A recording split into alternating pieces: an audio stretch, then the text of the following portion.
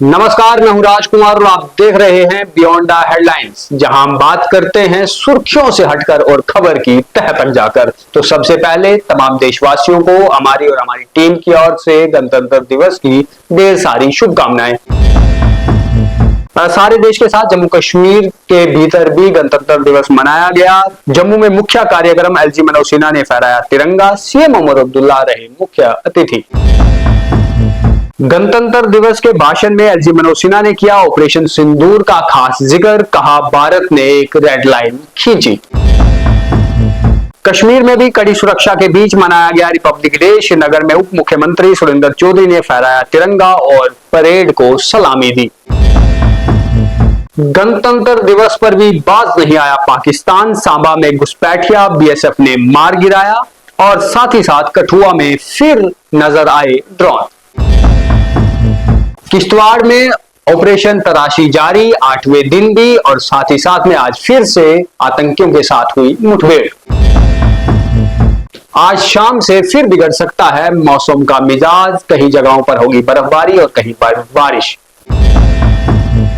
और अब खबरें विस्तार से। हमारे साथ में होंगे हमारे सीनियर सहयोगी दीपक खजूरिया जी, और इन खबरों का विश्लेषण करते हैं क्या कुछ खास आज जम्मू कश्मीर के अंदर रहा। वहीं पूरे देश भर में आज गणतंत्र दिवस को मनाया गया। जम्मू के भीतर भी बड़ा कार्यक्रम हुआ, जहां एलजी मनोज सिन्हा मौजूद रहे और साथ ही साथ में चीफ मिनिस्टर उमर अब्दुल्ला भी मौजूद रहे। तो सर, पूरे देश के साथ साथ में जम्मू कश्मीर के अंदर भी भव्य तरीके से गणतंत्र दिवस को मनाया गया।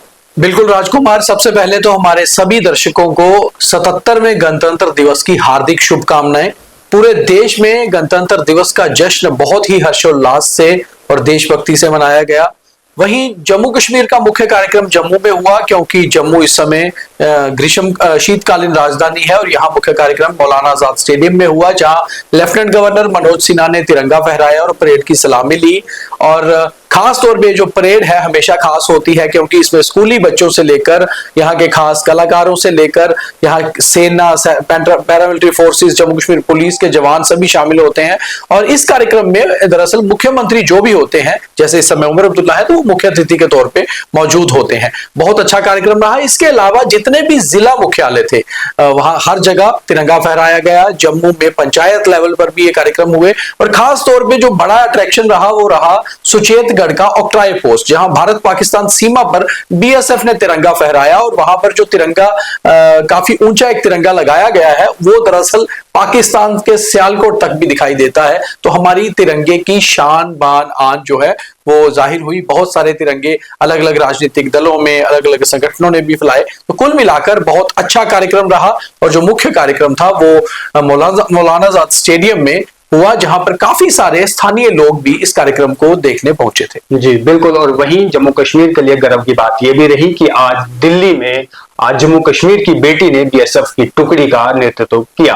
अब आगे बढ़ते हैं और बातचीत करते हैं कि एलजी मनोज सिन्हा ने अपने भाषण के दौरान सर खासकर जो ऑपरेशन सिंदूर हुआ उसको लेकर जो है वो काफी कुछ कहा और बहुत सही तरीके से बताया भी। देखिए, हर बार राजकुमार जो भाषण होता है 26 जनवरी का, उसमें जब भी गवर्नर या लेफ्टिनेंट गवर्नर जो अपनी स्पीच देते हैं, दरअसल वो सरकार की उपलब्धियों से या उस राज्य से जुड़ी हुई होती है। मगर इस बार का जो भाषण था लेफ्टिनेंट गवर्नर का, वो कुछ खास था, क्योंकि पिछली 26 जनवरी और इस 26 जनवरी के बीच में ऑपरेशन सिंदूर हुआ, और ऑपरेशन सिंदूर में भारतीय सेना ने दुश्मन के, पाकिस्तान के दांत खट्टे किए। ऐसे में जम्मू कश्मीर ही, क्योंकि इससे यहाँ बॉर्डर या लाइन ऑफ कंट्रोल से हर जगह गोलीबारी हुई, तो ऐसे में मनोज सिन्हा ने जब अपना भाषण आज दिया तो उसमें सबसे पहले जिक्र यही किया कि ऑपरेशन सिंदूर की कामयाबी दरअसल ये बताती है कि हमारी सेनाएं कितनी परिपक्व हैं और हमारा हर नागरिक कितना सुरक्षित है सेनाओं के होते हुए। दूसरा, उन्होंने ये कहा कि देश की सरकार ने एक रेड लाइन ड्रॉ कर दी पाकिस्तान के लिए। उन्होंने ये बता दिया कि अगर आप हमारे अंदर आकर कोई आतंकी घटना करना चाहेंगे तो हम आपके अंदर घुस के आतंकियों को मारने में भी कसर नहीं छोड़ेंगे। उन्होंने पहलगाम नरसंहार का भी जिक्र किया और कहा कि पहलगाम जो हमला हुआ आतंकियों द्वारा, उसके बाद किस कदर भारत ने उसका बदला लिया। और ये साल दरअसल हमारी सेनाओं को हमें अगर डेडिकेट करें तो ये गलत नहीं होगा। और कुल मिलाकर उनके भाषण की ज्यादा झलकियां जो थी वो ऑपरेशन सिंदूर से ही जुड़ी हुई थी। जी बिल्कुल, और आज गणतंत्र दिवस है तो तमाम हेडलाइंस जो हैं वह इसी के साथ जुड़ी हुई होंगी। वहीं कश्मीर के अंदर भी कड़ी सुरक्षा में डिप्टी सीएम सुरिंदर चौधरी ने चौथी बार जो है वो तिरंगा लहराया और उस उपलक्ष्य में वहां पर कश्मीर के बहुत से लोग मौजूद रहे। देखिए, जो कश्मीर में कार्यक्रम था दरअसल वो चौथी बार नहीं दूसरी बार सुरेंद्र चौधरी ने वहां तिरंगा लहराया और 2 बार उन्होंने जम्मू में लहराया था, क्योंकि मुख्य कार्यक्रम जो होता है वो कैपिटल में होता है। 2 बार लेफ्टिनेंट गवर्नर पिछली बार उन्होंने जम्मू में तिरंगा लहराया था और 15 अगस्त को, और इस बार जो तिरंगे का कार्यक्रम था वो कश्मीर में था। हाँ, कश्मीर का हमेशा से गणतंत्र दिवस हो या स्वतंत्रता दिवस बहुत अहम इसलिए माना जाता है क्योंकि सुरक्षा बहुत कड़ी होती है और इस बार सर्दी भी अच्छी खासी थी, तो काफी ज्यादा माइनस के में टेम्परेचर पे होते हुए वहां पर जो परेड थी उसका निरीक्षण किया गया। परेड प्रॉपरली नहीं हुई, इसलिए निरीक्षण जो है वो सुरेंद्र चौधरी ने ही किया, तिरंगा फहराया और उन्होंने भी कहा कि पूरी तरह से जम्मू कश्मीर जो है, यहाँ के सुरक्षा बल, यहाँ की पुलिस जो है वो लगातार नागरिकों की सुरक्षा के लिए काम कर रही है। और कुल मिलाकर आज जम्मू कश्मीर में शांतिपूर्ण भी ये तरीके से हर जगह कार्यक्रम हुए। जी बिल्कुल, और आगे बढ़ते हैं और बातचीत करते हैं पाकिस्तान की। पाकिस्तान अपनी नापाक हरकतों से बिल्कुल भी बाज नहीं आता है। बीती रात भी जब यहाँ पूरी तैयारियां चल रही थी, जश्न का माहौल था, उस समय भी सर ड्रोन आए। बीते दिनों ही हमारी सिक्योरिटी फोर्सेस ने एक आतंकी को भी मार गिराया है और ऐसे में पाकिस्तान का इस तरीके से तिल मिलाना क्या संकेत देता है? देखिए, पाकिस्तान की हमेशा कोशिश होती है कि भारत के कोई भी राष्ट्रीय त्योहार हो उसमें खलल डालना। हालांकि अपनी उनकी माली हालत कुल मिलाकर खराब है, मगर पाकिस्तान लगातार ऐसा करता है। 2 घटनाएं कल रात को हुई जो पूर्व संध्या थी गणतंत्र दिवस की।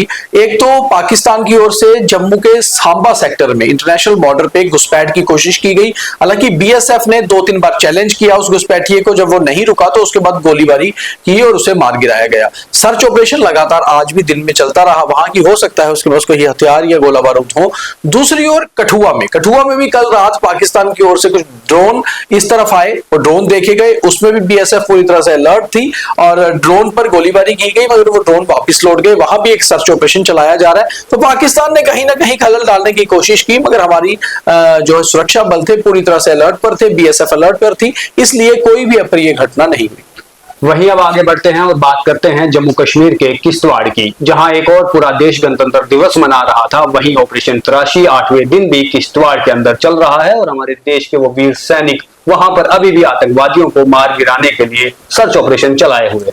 बिल्कुल राजकुमार, आज 8वां दिन है ऑपरेशन तराशी का और ये ऑपरेशन तराशी 8 दिन से तो चल रहा है, मगर मुठभेड़ 3 बार हुई है। एक पहली बार मुठभेड़ हुई जब हमें एक अपना पैरा कमांडो खोना पड़ा, वो शहीद हो गए गजेंद्र सिंह। उसके बाद मुठभेड़ हुई 2 दिन पहले, हल्का सा ब्रीफ एनकाउंटर हुआ और आतंकी द्वारा स्लिप कर गए, मौसम खराब था, बर्फबारी हो रही थी। और आज दोबारा से गणतंत्र दिवस के मौके पर आतंकियों से कांटेक्ट हुआ है, मगर जो जानकारी आ रही है जीरो इन कर दिया गया है आतंकियों को। तो शायद अच्छी खबर कल सुबह तक या आज रात तक आए कि आतंकियों को हमारी सेना, पैरामिलिट्री फोर्स और जम्मू कश्मीर पुलिस की जो ज्वाइंट टीम है उन्होंने मार गिराया है। ऑपरेशन जो है लगातार 8वें दिन भी जारी है और वह दिन भी दूर नहीं जब आपको ये खबर सुनाई देगी कि किश्तवाड़ के अंदर हमारी फोर्सेस ने उन आतंकियों को मार गिराया है। अब आगे बढ़ते हैं और बात करते हैं जम्मू कश्मीर के मौसम के हाल का। जिस तरीके से सर मौसम विभाग की तरफ से जो जानकारी दी गई थी कि 27 और 28 तारीख को भीषण बर्फबारी और बारिश भी जो है वो होगी, तो लगता है कि जो प्रेडिक्शन उन्होंने दी है वह सच होते हुए नजर आएगी।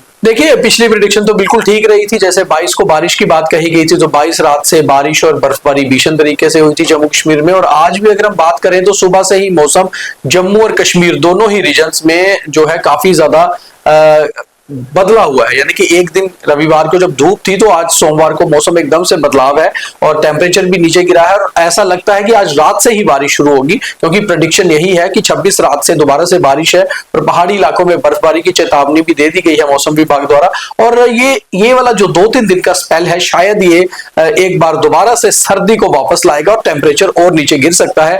मगर बेहद बुरी हालत होती है जो हमारे ऊपरी पहाड़ी इलाके हैं, क्योंकि सड़क मार्ग बंद हो जाते हैं बर्फबारी के बाद, आम जनजीवन अस्त व्यस्त होता है।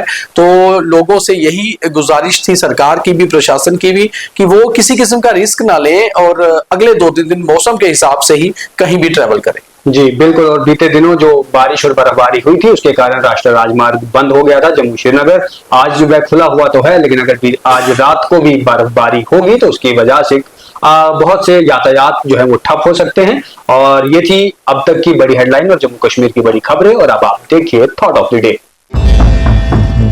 और अब थॉट ऑफ द डे, ये थॉट उन शहीदों के नाम, जिन शहीदों ने इस देश की शहादत के लिए, इस देश के तिरंगे की आन बान शान के लिए अपनी जान निछावर कर दी। कि फिर उड़ गई नींद मेरी ये सोचकर, फिर उड़ गई नींद मेरी ये सोचकर कि जो शहीदों का बहा वो खून मेरी नींद के लिए था। तो ये था आज का बीटीएच। बाकी तमाम खबरों के लिए द न्यूज़ रूम 24 आवाज को देखते रहिए, शेयर कीजिए, सब्सक्राइब कीजिए, लाइक कीजिए और आप बताइए कि आपको हमारे प्रोग्राम कैसे लगते हैं। धन्यवाद। जय हिंद, जय भारत।